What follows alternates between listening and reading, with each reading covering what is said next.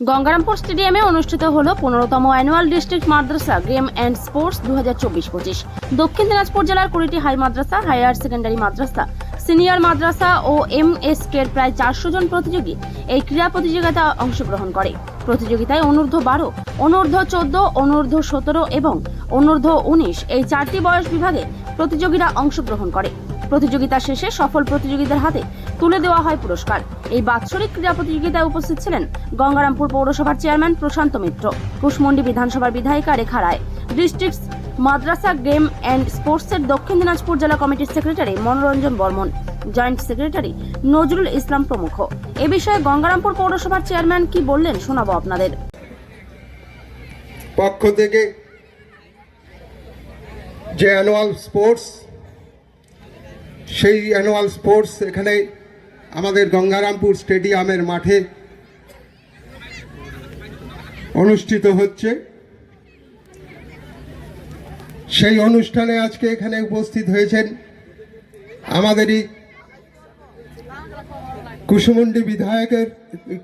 কুশমন্ডি বিধানসভার বিধায়িকা রেখা রায় মহাশয়া, উপস্থিত হয়েছেন আরেকজন কুশমন্ডির শিক্ষা কর্মদক্ষ জাহাঙ্গীর আলম মহাশয়, এবং আজকে যাদের তত্ত্বাবধানে, যাদের পরিচালনায় এই ডিস্ট্রিক্ট স্পোর্টস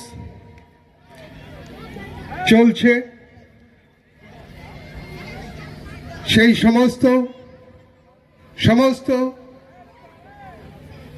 মাদ্রাসা, হাই মাদ্রাসার সমস্ত প্রধান শিক্ষক থেকে শুরু করে, সহকারী শিক্ষক থেকে শুরু করে, শিক্ষিকা থেকে শুরু করে সবাই আজকে এখানে উপস্থিত হয়েছেন।